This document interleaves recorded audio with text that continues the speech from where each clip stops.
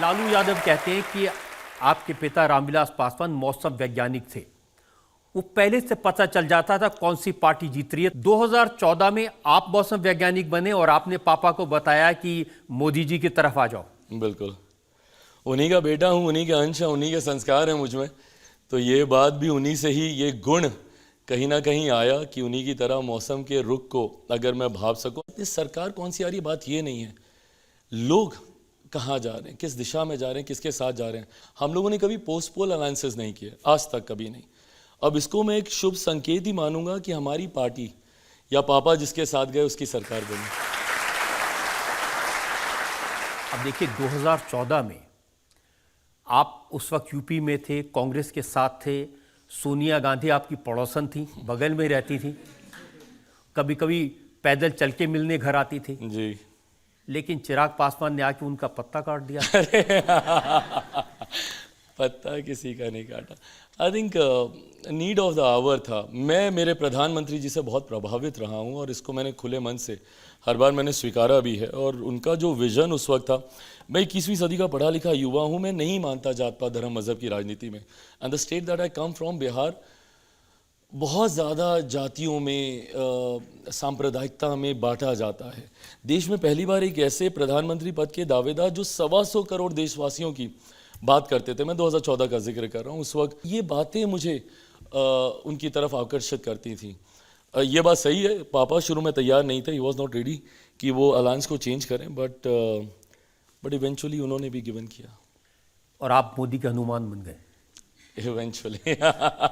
ये एक किस्सा है इसके पीछे। ये अच्छा, मैं बताता हूँ कि मैं क्यों हनुमान बना और कैसे हनुमान बना। 2020 का चुनाव था रजत सर, तो उस वक्त हम लोग अकेले चुनाव लड़ रहे थे। अब मैं अकेला चुनाव लड़ रहा था उस वक्त, थोड़ा सा इंडिया अलायंस के भीतर थोड़ा सा मनमुटाव हुआ, so I opted out of the alliance and मैं उस वक्त अकेले चुनाव लड़ रहा था। तो उस वक्त मेरे ऊपर ही कंडीशंस डाली गई थी कि मैं प्रधानमंत्री की तस्वीरों का कहीं इस्तेमाल नहीं करूं।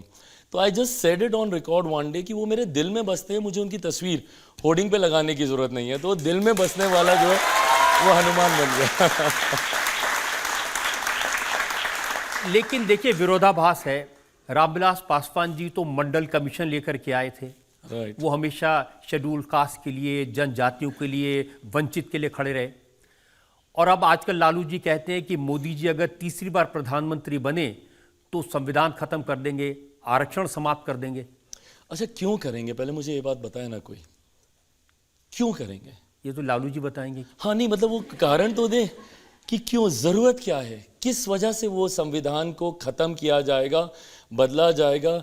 जिस प्रधानमंत्री ने इसी संविधान की वजह से लगातार वो मुख्यमंत्री रहे गुजरात के, 2-2 बार देश के प्रधानमंत्री, तीसरी बार देश के प्रधानमंत्री बनने जा रहे हैं, जो व्यक्ति लगातार इसी संविधान की वजह से देश के, प्रदेश के सर्वोच्च पदों पे रहा, कारण क्या है कि कोई संविधान को बदलेगा? और क्यों?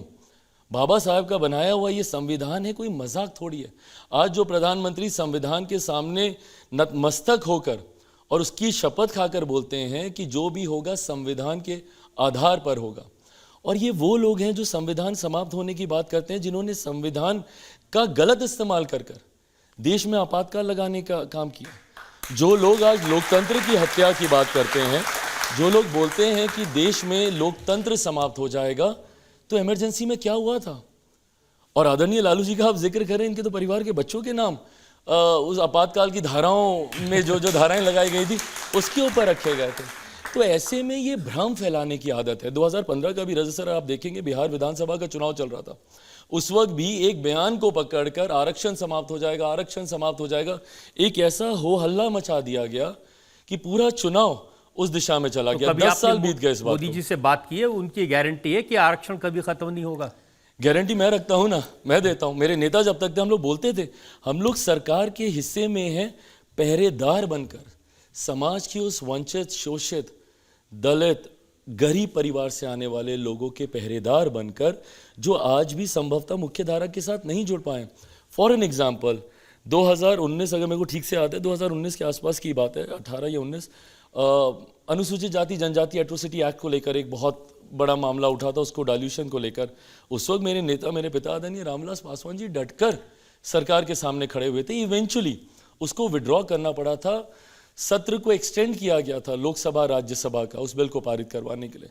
तो ऐसे में ये गारंटी प्रधानमंत्री की तो है ही है, पर आज की तारीख में ये गारंटी मैं भी दे सकता हूं कि भाई जब तक चिराग पासवान है, कम से कम इस बात से तो डरने की जरूरत नहीं है कि किसी गरीब का कोई हक छीना जाएगा, ये विश्वास मैं दूंगा। दूसरी बात, लालू जी याद दिलाते हैं कि रामविलास पासवान तो सेक्युलर थे और नरेंद्र मोदी मुसलमानों के खिलाफ हैं, इनके राज में मुसलमानों पर जुल्म हो रहे हैं, उन्हें डराया जा रहा है। इनकी सेक्युलरिज्म की परिभाषा मेरी समझ के परे है। एक धर्म विशेष की अपीजमेंट की पॉलिटिक्स करना अगर सेक्युलरिज्म है तो मैं नहीं मानता ऐसे सेक्युलरिज्म को। मैं मानता हूं भारत एक धर्मनिरपेक्ष देश है, सेक्युलर कंट्री है, और ये सेक्युलरिज्म हम लोग के मन में बसा हुआ है। इसका दिखावा करने से, या हर एक की अपनी आस्था है। रजा सर, आप देखेंगे मेरी अपनी आस्था है, मैं पूजा पाठ करता हूँ और मैं जाता हूँ, मैं खुलेआम मैं मंदिर जाता हूँ, मैं आस्था रखता हूँ, बट कतई इसका मतलब ये नहीं है कि मैं किसी दूसरे धर्म का मैं सम्मान नहीं करता। भारत एकमात्र ऐसा देश है जहाँ पे ये लिबर्टी आपको मिलती है, और यही एक ऐसा देश है जहाँ पे इतनी स्वतंत्रता आपको मिलती है कि आप हर धर्म का पालन, हर धर्म को जैसे आपको निभाना आप निभा सकते हैं। देखिए, बिहार में लालू जी के भाषण सुनते हैं, तेजस्वी के भाषण सुनते हैं, उनका आरोप यह है कि राम मंदिर के नाम पर वोट मांगे जा रहे हैं। अब ये लोग किसके नाम पर वोट मांग रहे हैं? जब ये लोग ये बातें कर रहे हैं, ये बातें करके भी तो ये लोग इसी पे ही ना वोट मांग रहे हैं। आज की तारीख में जो एक्चुअल बिहार के मुद्दे हैं उसको ये लोग उठाएंगे नहीं। भाई राम मंदिर एक लंबे समय से, और ये कौन सी नई बात है, भारतीय जनता पार्टी के मैनिफेस्टो में लिखा हुआ है। और मुझे तो खुशी इस बात की रजा सर कि for once and for all समाप्त हुए ये तमाम विवाद जिस पे दशकों तक राजनीति होती रही। हम लोगों ने लंबे समय तक हम लोगों ने देखा, मुझे तो अपने जन्म से याद है कि मैं जब देखता था चुनाव के बाद राम मंदिर का मुद्दा आता था, लेट 80 का दशक हो, 90 का दशक हो, वो तमाम दशक हम लोगों ने बिता दिए सिर्फ और सिर्फ राम मंदिर के विवाद को लेकर, सिर्फ और सिर्फ धारा 370 को लेकर, लंबे समय तक विमेन रिजर्वेशन बिल को लेकर। इस सरकार ने कम से कम वंस एंड फॉर ऑल इन सब का समाधान तो किया, बन गया राम मंदिर, हो गया। जिसकी आस्था है वो जाएगा जाएगा। ये लोग बोलते हैं उसको इवेंट बना दिया। भाई भगवान राम 500 साल के बाद अपने भवन में जा रहे हैं, क्या वो बड़ी बात नहीं है? जो लोग आस्था रखते हैं मेरे जैसे लोगों के लिए वो एक बड़ी बात है। और ये लोग बोलते हैं कि उसको बीजेपी का इवेंट बना दिया गया। मुझे बताया ना कितने बीजेपी के मंत्री। देखिए, राहुल गांधी की ये बात हमने सुनी है, आपने भी सुनी होगी। राहुल गांधी कह रहे थे कि वहां पर आपने अमिताभ बच्चन को देखा, आपने ऐश्वर्या राय को नाचते हुए देखा, किसी गरीब आदमी को नहीं देखा। क्योंकि ये लोग गए नहीं ना वहां पे, तो इनको पता नहीं है कि ऐश्वर्या कौन भी नहीं कौन गई। गए। हाँ वही तो, क्योंकि ये लोग खुद ही नहीं गए तो इनको पता नहीं है वहां पे साधु संत समाज से लेकर समाज के हर वर्ग। और ये समावेशी विकास, इसी की बात तो मेरे प्रधानमंत्री करते हैं ना, सबका साथ सबका विकास। राजनीति को पहली बार देश के हर एक क्षेत्र से जोड़ा गया, भले वो इंडस्ट्रियलिस्ट हों, भले वो, भाई भारतीय सिनेमा भी तो हम ही लोगों के देश का एक गौरव है, एक सम्मान है। क्यों उसको राजनीति के साथ नहीं जोड़ा जाए? क्या क्यों उनको ऐसे प्लेटफॉर्म्स पे नहीं बुलाया जाए? तो समाज के अमीर से गरीब से गरीब व्यक्ति को जोड़कर एक मंच पर लाने की सोच ही सबका साथ सबका विकास है। लेकिन आप कितना भी सबका साथ सबका विकास कहें, ये तो आप जानते हैं बिहार में जो मुस्लिम वोटर्स हैं उनका एक मुश्त वोट लालू जी की पार्टी को जाएगा, आरजेडी को जाएगा? नहीं, बिल्कुल नहीं जाएगा। मैं बताता हूँ, आप मेरे हमेशा जाता है। नहीं, आप मेरे उसका निकाल के देख लीजिए। मैं अपनी लोकसभा का मैं आपको दावे के साथ कहता हूँ, 2014 में, 2019 में, दोनों बार, और मैं दावे के साथ ये बात बोल रहा हूँ, हर बार मुसलमानों ने मेरे लिए वोट किया है, यादवों ने मेरे लिए वोट किया है। और मैं कहता हूँ रजा सर, मैं नहीं मानता ये जात पात धर्म मजहब। हमको नहीं समझ में आता कि क्यों बिहारी को मुसलमान बिहारी, अगड़ा बिहारी, पिछड़ा बिहारी, वो बिहारी है, बस बात खत्म है। जब मैं बिहार फर्स्ट, बिहारी फर्स्ट की मैं बात करता हूँ, मैं बिहार की 13 करोड़ से ज़्यादा जनता की बात करता हूँ। और अगर भारत को अगर विकसित राज्य बनाना है तो इन तमाम मतभेदों से हम लोग को उठना होगा, जात पात धर्म मजहब हर चीज़ से उठना होगा। हकीकत है हिंदुस्तान में कोई एक फ़र्क है, एक भेद है, तो इतना एक अमीर जो अमीर होता जा रहा है, दूसरा गरीब जो गरीब होता जा रहा है।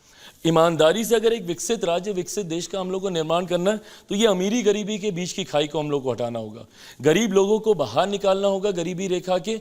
अमीर लोगों का जो पैसा है उसका एक इक्वल डिस्ट्रीब्यूशन होना चाहिए, जो कि समाज के, देश के गरीब कल्याण के इस्तेमाल में